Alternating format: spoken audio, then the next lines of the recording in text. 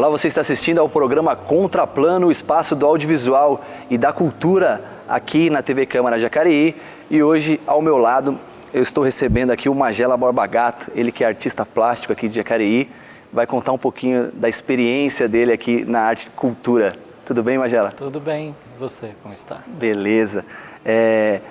Depois de muitos anos aqui fazendo um trabalho cultural aqui na cidade, o ano passado você foi homenageado Mestre da Cultura, ganhou o prêmio de 2014, esse ano você ganhou relativo às atividades do ano passado, é isso mesmo? Em 2013, em outubro de 2013, foi o prêmio pelo Ministério da Cultura, né? Certo. E em 2014 aqui de Jacareí, não é isso? Isso, o Cidadão Benemérito. Legal.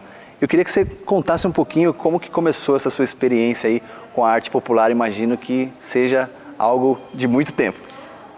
Olha, é muito engraçado contar essa história porque eu sou artista por acaso, não por opção, né? Isso há 30 anos atrás, eu comecei a trabalhar com arte, artesanato, mas imaginava que isso fosse continuar na minha vida como um hobby, nunca como um trabalho, né? E aí as pessoas ficaram sabendo, as instituições ficaram sabendo e me convidaram para dar aula. E foi assim, né? E nunca mais eu parei, né? Então esses 30 anos de carreira é uma mistura de aula, pesquisa, experiência, exposição, criação e tudo mais, né? Legal. E quando que surgiu o Borba Gato no seu nome? O Borba Gato ele surge quando eu me mudo, quando eu mudo meu ateliê para a Rua Borba Gato, né? Existe um outro artista plástico que é meu amigo, chamado Geraldo Magela Barreiros, que é pintor primitivista. E era uma confusão, porque as pessoas iam na casa dele procurando por mim e iam na minha casa procurando por ele, né? Eu dizia, gente, como é que eu vou resolver esse negócio, né? Porque ele assinava Geraldo Magela, né? Depois ele passa a assinar Magela, se eu não estou enganado, e eu também assinava Magela, né? Vou assinar como, né? E aí um dia isso foi muito acidental, eu tinha uns móveis antigos para vender, fui num cara que comprava móvel, e ele falou, qual é o seu nome? Magela. Onde você mora? Borba Gato com 2 T's, tudo junto assim. Eu falei, olha, interessante esse negócio aí, né? Que Magela é um nome italiano, né? E Borba Gato tudo junto com 2 T's ficou com cara de italiano, né? E aí, como eu tinha recém mudado para a Rua Borba Gato, aí eu passei a adotar Magela Borba Gato e aí tranquilizou a confusão entre o Magela primitivista, que é o Barreiros, e o meu trabalho, né? Então, nasceu dessa confusão simpática aí, né? Entendi, aí consolidou o Borba Gato. Isso, Legal.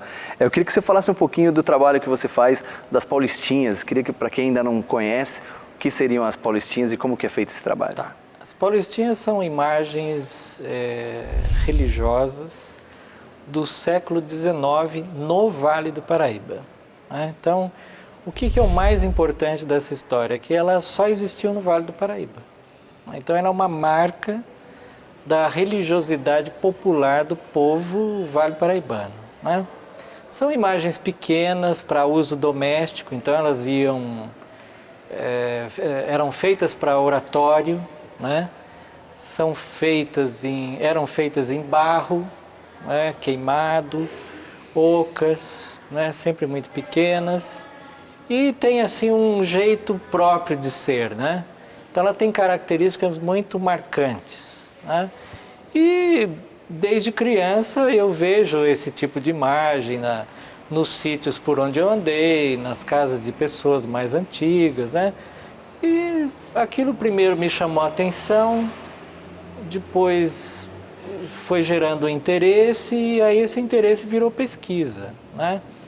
E quando eu me inscrevi no prêmio do Mestre Cultura Popular Brasileira, além de comprovar dezenas de coisas, né, você tinha que mais ou menos escrever uma tese, né? Então pensei, bom, vou escrever sobre o quê? Vou escrever sobre Paulistinha, né? E aí escrevi uma tese, e foi o que endossou meu prêmio, né? Então, por conta disso, eu venho fazendo oficinas, palestras, workshops sobre o assunto, né? Legal. E qual que, na sua opinião, é a importância das Paulistinhas aqui no resgate até cultural e histórico aqui do Vale do Paraíba, né? Olha, tem uma coisa que é, assim, absolutamente fundamental, que é o fato delas serem uma expressão da fé popular, né? Então, por exemplo, quando a gente fala de imagens sacras de Salvador, de Minas Gerais, de Pernambuco, a gente está falando daquelas obras de arte magníficas, né? Que foram feitas para habitar as igrejas, Aleijadinho, os altares, o Aleijadinho e tantos outros, né? Essas não, elas foram feitas para atender a fé do povo simples, né? O caipira do Vale do Paraíba, né? Então, eu vejo que é uma imaginária que tem um apelo sociocultural, socio-religioso, sociopolítico, né? Eu até costumo dizer que as Paulistinhas são imagens marginais, né? Porque elas nunca foram usadas para culto dentro da igreja. Entendi. Né? Então, assim, num tempo em que uma pessoa, né, naquela época, finalzinho do 18 e o 19 inteiro, se eu quisesse uma imagem para pôr na minha igreja, na minha capela, eu tinha que escrever para Portugal, escuta, eu quero uma imagem de um santo assim, assim. Aí 2 anos depois chegava o santo, né? Ou, se fosse possível, eu mandava uma carta para Bahia, para Pernambuco ou para Minas, e sabe-se Deus lá quando chegava a imagem, né? Então, isso quem tinha dinheiro, né? E quem não tinha, né? Então, eu costumo contar a seguinte história, né? Que o povo simples do Vale do Paraíba, no desejo de expressar a sua fé e rezar dentro da sua crença, né? Por certo, ia lá na casa do padre e dizia, escuta, eu quero rezar para São José, mas aonde que eu acho um São José? Né? Até que eu acho que muitos padres ficaram, né? Meu Deus, nós temos que resolver isso, né? E aí surge, segundo os historiadores mais antigos, uma ordem, um trabalho feito pelos beneditinos em Mogi das Cruzes, que pela primeira vez se importam em criar imagens acessíveis para o povo, né? Então, tirando o aspecto religioso e espiritual do assunto, tem esse lado, né, do comover-se com a necessidade do outro. É lógico que é também um meio de comércio, né? Mas então, judaicamente correto. Mas é uma atenção a uma demanda, né?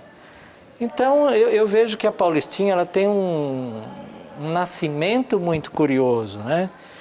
Ela é feita para o povo simples, nasce de um berço culto, né, dos beneditinos, e mergulha na vida do caboclo do Vale do Paraíba, né?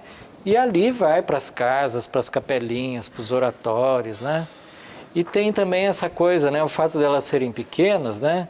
É muito comum você ver, hoje em dia não mais, mas as pessoas rezando e precisam pegar o santo, né? E põe o santo aqui e tal. E a Paulistinha permite isso, né? Porque elas são pequenas, né? E como que faz as Paulistinhas? Então, olha, eu também gosto de cavucar esse assunto, porque imagina o seguinte, um cara do século XIX, para poder fazer uma Paulistinha, ele tinha que entender do barro. Então, se eu quero um barro bom hoje, eu ligo para São Paulo e diz, me manda aí 10 quilos de barro para modelagem. Naquele tempo não tinha, né? Então, o cara tinha que cavocar o brejo. Literalmente, né? Literalmente.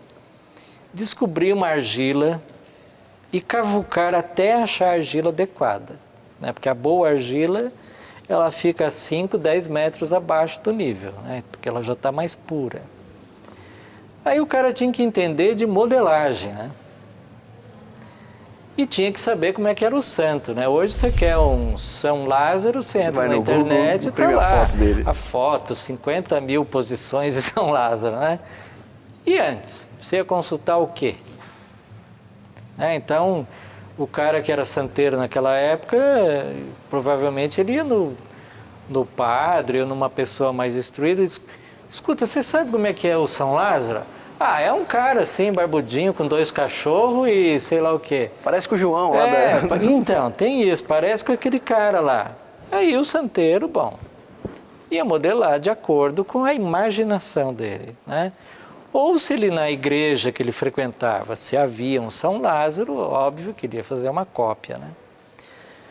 Não bastasse o fato de ter que conhecer a argila, ter que fazer a modelagem, ele tinha que saber queimar, que é outra ciência, né?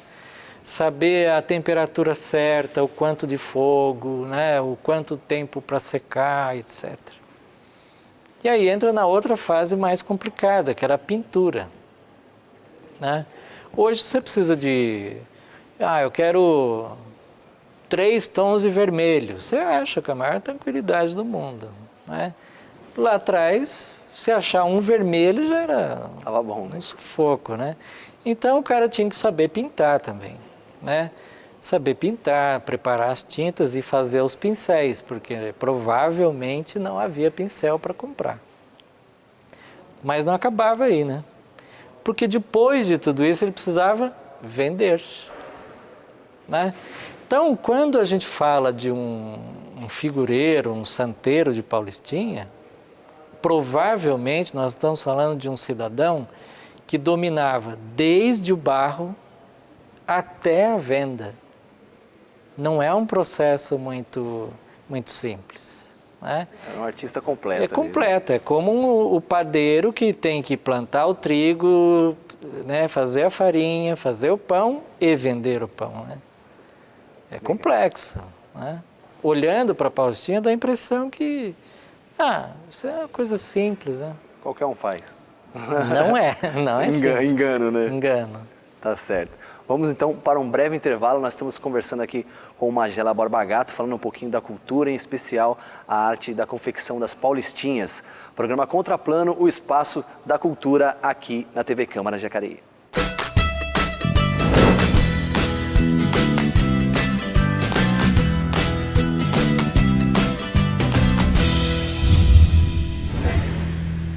Aquilo que você vê exposto ou apresentado é nada perto daquilo que você trabalhou na solidão ali, né?